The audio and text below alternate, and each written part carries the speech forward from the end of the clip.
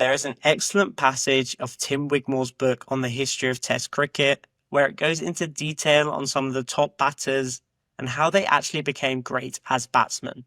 Andy Flower is one such batter, playing for Zimbabwe in the 90s, who were and still are one of the lesser teams in world cricket, and at that point they were very new to Test cricket, only playing their first Test in 1992. It can be highlighted just how big the gulf was, so much so that Andy Flower argued against them touring a 3-Test tour of Pakistan, with fears of losing so badly. However, with the core of the Flower brothers, Heath Streak and Dave Houghton, they had some talent, and for a while with Andy Flower, he even became the world's best batsman. So how did he do this? After being dropped for a player strike on salaries, he focused all of the aspects in his life, from drinking to fitness, alongside his mental toughness, which he defined as being able to make smart decisions under pressure. And that transformed him into the best player in the world. He was inspired by Dr. Jim Loehr, and he made a conscious effort to maximize his super strengths of sweeping and playing spin, of which he was a master, and iron out any flaws against pace by developing his defense and his ability to rotate strike with punches on the offside. Flower is objectively in the conversation of one of the best spin players of all time in Test cricket. He averaged 94.47 against the turning ball.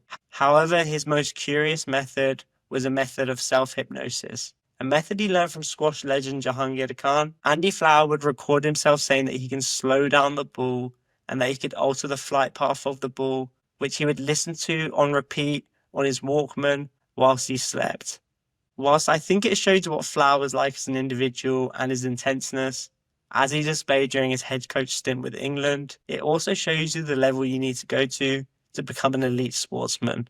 And if that means going full David Goggins and listening to yourself on repeat to make yourself the best, then so be it. Ultimately, between 2000 and 2001, Flower scored 1,466 runs in 11 tests, an average of 113.27. And that's how lowly Zimbabwe had the best test match batter. However, he even said himself that this pressure was unsustainable and exhausting, and whilst it was brief, he's not sure if he could do that consistently. But anyway, that's a story on Andy Flower, and if you enjoyed this video, please don't forget to like and subscribe. It helps the channel out, and thanks for watching. Also, you can purchase Tim Wigmore's book in the link below. Thanks.